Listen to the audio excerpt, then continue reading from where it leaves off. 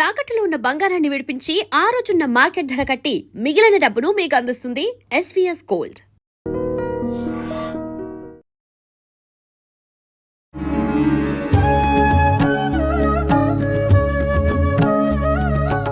నమస్కారం, welcome to I dream. ధర్మ మార్గం విత్ విజిత కార్యక్రమానికి స్వాగతం. ప్రస్తుతం మనతో పాటు ఉన్నారు ప్రముఖ జ్యోతిష వాస్తు పండితులు, లలిత ఉపాసకులు శ్రీ శ్రీ శ్రీ నానాజీ పట్నాయక్ గారు. ఇప్పుడు గురుగారితో మాట్లాడతాం.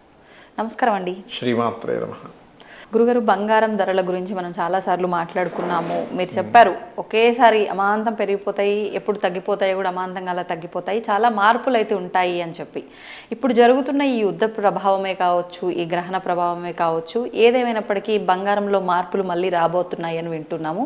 ఎలా ఉండబోతుంది రాబోయే రోజుల్లో బంగారం ధరలు అనేవి? బంగారము చమురు ఖచ్చితంగా పెరుగుతుందండి, అందులో సందేహం ఏం లేదు. సో గతంలో ఎవరైతే ఎక్కువ రేటు పెట్టుకున్నారో వాళ్ళకు కొంతవరకు శుభవార్తనే చెప్పుకోవాలి.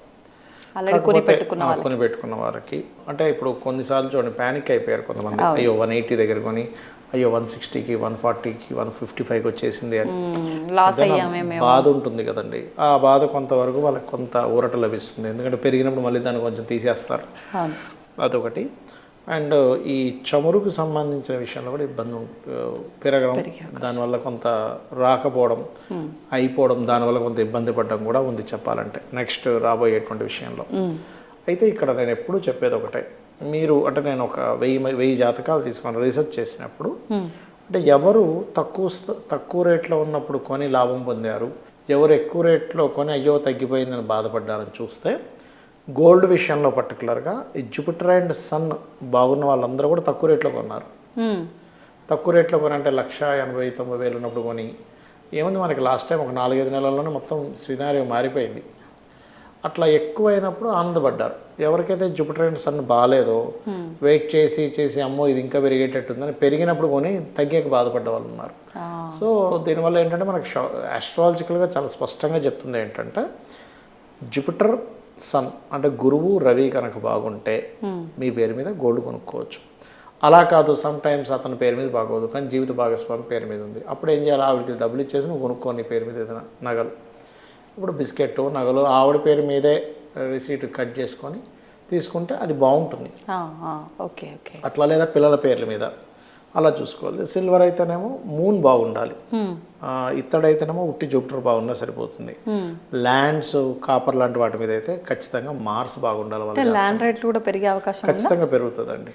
ఇక్కడ నుంచి మీరు గమనిస్తే కనుక ఇంకా ఎట్లాంటి మార్పులు వస్తాయి అంటే, దీని మూలంగా మీకు సాఫ్ట్వేర్ రిలేటెడ్ సంబంధించిన ఎంప్లాయీస్ ఎవరైతే ఉన్నారో ఈ ఏఐ ప్రభావం వల్ల ఉద్యోగాలు పోవడం వల్ల మీరు చూస్తున్నట్లయితే ఖచ్చితంగా ల్యాండ్ రేట్స్ పెరగడము, చాలామంది వ్యవసాయం వైపు వచ్చేసేయడము, అమ్మాయి ఇదే ఈ పని బాగుంది ఆ టెన్షన్ కంటే అని అనుకునేముంది 10 ఎకరాలు తీసుకొని సరిగ్గా దాన్ని సాగు చేసి సరిగ్గా దాన్ని చేసుకుంటే బోల్డన్ డబ్బులు వస్తాయి కదండి.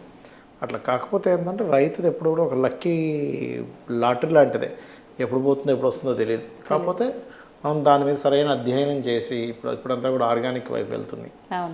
అండ్ అట్లాగే నెక్స్ట్ ఏంటంటే నెక్స్ట్ సంవత్సరానికి ధాన్యాధిపతి యొక్క ప్రభావం కూడా ఎక్కువ ఉంటుంది. కాబట్టి ఏంటంటే ధాన్యం యొక్క బిజినెస్ పెరుగుతుంది, ధాన్యం యొక్క రేట్లు పెరుగుతాయి.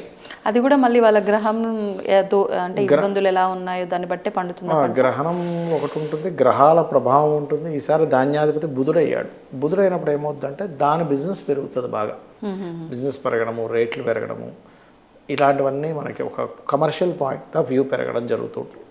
అందుకని ఎక్కువగా ధాన్యం పండించే వాళ్ళు, ఎందుకంటే రేట్లు ఎప్పుడైతే ఉన్నాయో అందరూ ఆ బిజినెస్లోకి వస్తుంటారు డిమాండ్ పెరుగుతున్నప్పుడు. కాబట్టి అట్లాంటి బిజినెస్లు పెరగడం ఇట్లాంటివన్నీ కూడా ఉన్నాయి చెప్పాలంటే. అండ్ షేర్ మార్కెట్ క్రాషెస్ అవ్వడము, అండ్ మనం ఇందాక చెప్పుకున్నట్టుగా ఒక వీడియోలో చెప్పుకున్నాం, ఇది కమ్యూనికేషన్ రంగాల మీద ఎఫెక్ట్ ఉంటుంది అనేటువంటిది. అట్లా అయితే ఈ యుద్ధంలో మీరు గమనిస్తే కనుక కొంత ఈ ఫ్లైట్లు ఎక్కువగా ఇదైపోతాయి, డిస్ట్రాయ్ అయిపోతాయి యుద్ధ విమానాలు. అయితే ఇవన్నీ ఒక కారణం అయితే గోల్డ్ అండ్ సిల్వర్ యొక్క ఈ యుద్ధం జరుగుతున్నంతసేపు పెరగడమే కానీ తగ్గడం మాత్రం ఉండదు, అందులో ఎటువంటి సందేహం లేదు. ఒకవేళ ఎక్కడైనా మధ్యలో ఒకసారి కొంచెం తగ్గినా మళ్ళీ పెరుగుతూనే ఉంటుంది. So don't worry. కాకపోతే ఏంటంటే పాపం మధ్యతరగతి వాళ్ళకి వాళ్ళ పిల్లలకి బంగారం పెట్టాలని చాలా బాధాకరమైన విషయం ఇది. కాకపోతే ఎవరైతే ఎక్కువ హై రేట్లో కొన్నారో వాళ్ళకు కొంత ఊరట లభిస్తుంది. అయితే నేను ఎప్పుడో సజెషన్ ఇస్తుంటాను, ఏమంటే గోల్డ్ కొనుక్కోవాలంటే మంగళవారం కొనుక్కోండి, ఎంతైనా కొంత గోల్డ్ అంటుంటా. ఒక 1000 రూపాయలదైనా 2000 చిన్నదైనా కొనండి. మీరు 100% నేను రాసిస్తాను. మీరు మీ జీవితంలో ఒక అబ్బాయి నా దగ్గర ఇంత బంగారం ఉందన్న సాటిస్ఫాక్షన్తో మీ లైఫ్ గడుపుతారు. మంగళవారం కనుక కొనడం మీరు ప్రారంభిస్తే ఎంతో కొంత ఒక 2-3 వేలదైనా, ఒక చిన్న కాసైనా, ఒక 5,000 చిన్న కాసైనా, చిన్నదైనా ఏదైనా తీసుకోండి, మీరే చూస్తారు. మంగళవారం కొనడం ప్రాక్టీస్ చేయండి, ఖచ్చితంగా మీకు అంటే మీ సంపాదన పెరుగుతుంది, మీ లైఫ్ అనేటువంటిది బాగుంటుంది. అలాగే తారా ఉపాసన చేస్తే కూడా బంగారం యొక్క ఇది వాళ్ళకి పెరుగుతుందండి. తారాదేవికి మీరు సహజంగా కూడా దశమహావిద్యల్లో తారా సాధన చేసిన వాళ్ళకంటే తారా స్థాయికి వెళ్ళిపోయి ఇంకా విపరీతమైన సాధనలో వెళ్ళిపోయిన వారికి అమ్మవారు స్వయంగా బంగారం ఇచ్చినవి కూడా ఉన్నాయి కొన్ని. కొంతమంది సాధకులకి అంటే నిద్ర తారా సాధన చేసిన తర్వాత పొద్దున్న లేచి చూడంగానే ఆయన పక్కన వచ్చిన బంగారం ఉంటుంది. అలాగా బంగారాన్ని తీసుకెళ్ళి వాళ్ళు సేల్ చేసుకొని వాళ్ళ లైఫ్ని ఒక దీనస్థితిలో ఉండే వాళ్ళు కూడా బాగుపడ్డ వాళ్ళు ఉన్నారు. అయితే ఇందులో బీజాక్షర సంబంధంగా తారామంత్రం గురువుల నుంచి తీసుకోవాలి. బీజాక్షరం లేనటువంటి మంత్రం ఒకటి ఉంటుంది, తారే తుతారే తోరే స్వాహ. ఇది కనుక చేస్తే కూడా ఖచ్చితంగా ఎవరైనా చేసుకోవచ్చు. తారే తుతారే తోరే స్వాహ, తారే తుతారే తోరే స్వాహ అని చేసుకుంటూ ఉంటే తారాదేవి యొక్క అనుగ్రహం కలిగినప్పుడు ఏంటంటే నాటు బంగారం అనే కాదు, మన శక్తి, ఆలోచన శక్తి కానివ్వండి, ఆలోచన శక్తి, మన మెంటల్గా ఉండేటువంటి స్ట్రెస్ అనేది తగ్గుతుంది. అండ్ అలాగే వీళ్ళకి జ్ఞానం ఎక్కువగా పెరుగుతూ ఉంటుంది. అదేవిధంగా విద్యా సంబంధించిన విషయాల్లో బాగా రాణించగలుగుతారు. అండ్ ఈ గోల్డ్ సంబంధించినటువంటిది కూడా మంచి రావడం జరుగుతుంది. చెప్పాలంటే గురుబలం పెరుగుతుంది ముఖ్యంగా మనకి. ఎందుకంటే జన్మజాతకంలో ఏ గ్రహం ఎలా ఉన్నా కూడా గురుబలం ఉంటే అన్ని సిద్ధిస్తాయండి, దేవతా బలం ఉన్నట్టే. సో తారా ఉపాసనలో గురుబలం బాగా పెరుగుతుంది. వాళ్ళు గోల్డ్ ఇది కూడా వాళ్ళకి లైఫ్లో మంచి స్టేజ్కి వెళ్తారు గోల్డ్ పరంగా కూడా. అంటే ఎంత వీలైతే అన్నిసార్లు చేసుకుంటూనే ఉండాలి, సంఖ్యతో సంబంధం లేదు. సంఖ్యతో సంబంధం ఉండకూడదండి. ఇప్పుడు ఒక ఎగ్జాంపుల్ మీకు ఒక చిన్న, ఇప్పుడంటే పెద్ద పిల్లలు అయి ఉంటారు, చిన్నగా ఉన్నప్పుడు మీరు ఇక్కడ బయటికి వెళ్తే మీరు అనుక్షణం ఆలోచిస్తూ ఉంటారు బెడ్ కోసం, ఏం చేస్తుందో మా పాప, ఏం చేస్తుందో, అప్పుడు తిని నిద్రపోయిందేమో అని ఫోన్ చేసి కనుక్కుంటారు మీ మదర్కి. మీ మదర్ ఒకళ్ళు ఇంట్లో ఉంటే కనుక, లేకపోతే ఏం చేస్తుంది పడుకుందా అంటే మీ ధ్యాస ఎప్పుడు అటువైపు ఎలా ఉంటుందో, ఒక చంటి పిల్ల మీద తల్లి ధ్యాస ఎప్పుడైతే ఉంటుందో అలాగే ఒక భక్తుడి యొక్క ఆలోచన ఎంతసేపు అమ్మవారి మీద ఉండాలి, అప్పుడు ఆటోమేటిక్గా కనెక్ట్ అయిపోతుంది. ఇప్పుడు తారా సాధన అంటే దశమహావిద్యలు కూడా అందరూ చేయడానికి వీల్లేదని చెప్పి మనం చాలాసార్లు మాట్లాడుకున్నాము. మరి ఇప్పుడు అంటే బీజాక్షరం లేదు కాబట్టి ఇది చెయ్యొచ్చు అంటున్నారు. నియమాలు ఏమన్నా విశేషంగా పాటించాలంటే? ఒకటేనండి, దశమహావిద్యలు అందరూ చేయకూడదని కాదు, చేసే పద్ధతిలో చేయాలి. మంచి గురువు దగ్గర తీసుకోవాలి మంత్రాన్ని. ఇప్పుడు బీజాక్షరాలు లేనటువంటి చేయొచ్చు. అయితే ఇది ఎట్లాగా, ఎప్పుడైనా సరే ఒకటే, ఒక నియమబద్ధంగా రోజు 1 గంట సేపు కూర్చుంటా జపమాలు తీసుకొని అనే దాంతో మీరు అంటే ఇక్కడ భక్తి భావన మోస్ట్ ఇంపార్టెంట్. మీరు ఏ భావంతో చేస్తున్నారు. ఇప్పుడు ఒక మంత్రం మీరు ఎగ్జాంపుల్, ఆ కెమెరామెన్ అతని పేరు ఏదో ఉంటుంది సంథింగ్, అతని పేరు అలా ఉన్నప్పుడు అతన్ని మనం పిలుస్తున్నప్పుడు ఇంత దూరంలో ఉన్నప్పుడు దానికంటే ఒక సౌండ్ ఉంటుంది. అతని పేరు అదని నాకు నమ్మకం ఉంటుంది. ఆయన పేరు అదే, ఆయన అది పలుకుతాడు పిలవగానే. ఏ సునీలని పిలిస్తే ఆయన పలుకుతాడు నమ్మకం ఉంటుంది. ఎట్లాగో మనం మనసులో చేసుకున్న మంత్ర రూపంలో చేస్తున్నా, మీరు పిలుస్తున్నారనే భావంతో చేయండి. అమ్మవారిని పిలుస్తున్నారు, అమ్మవారిని నమస్కరిస్తున్నారు, అమ్మవారిని నమశివాయ అంటాం. అంటే ఆ యొక్క శివుడికి నమస్కరిస్తున్నాను.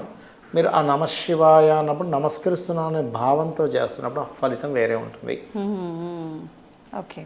అంటే మీ మనసు, బుద్ధి, ఆలోచన, భావన కనెక్ట్ అవ్వాలి మంత్రం చేసినప్పుడు, దాని ఫలితం అద్భుతంగా ఉంటుంది. అప్పుడు ఇప్పుడు మీరు ఏదైనా ఒక సమయం పెట్టుకోండి, 1 గంట, అర్ధగంట అన్నారు, ఉదయం కానీ సాయంత్రం కానీ. అంటే బెటర్ రిజల్ట్ ఉండాలి అంటే యాక్చువల్గా అయితే పొద్దున్న చేయమని చెప్తాను, ఎందుకంటే రాత్రిపూట చేస్తే ఇంకా మంచిది.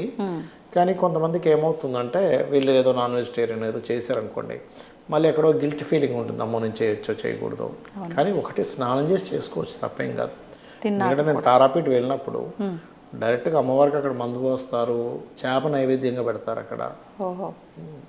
కాబట్టి ఇక్కడ ఏంటంటే భగవంతుడు నువ్వేం తింటున్నావు అని కాదు, నీ మైండ్, నీ మనసు ఎలా ఉంది, పక్కవాడికి హాని కలిగించేలా నువ్వు ఉన్నావా, భగవంతుడు మెచ్చుకోడు.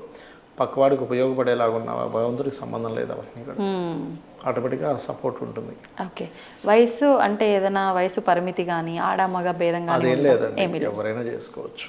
ధన్యవాదాలండి. శ్రీమాత్రే నమః. And for more videos, Please subscribe to iDream. Please subscribe to iDream. Please subscribe iDream. And please subscribe to iDream.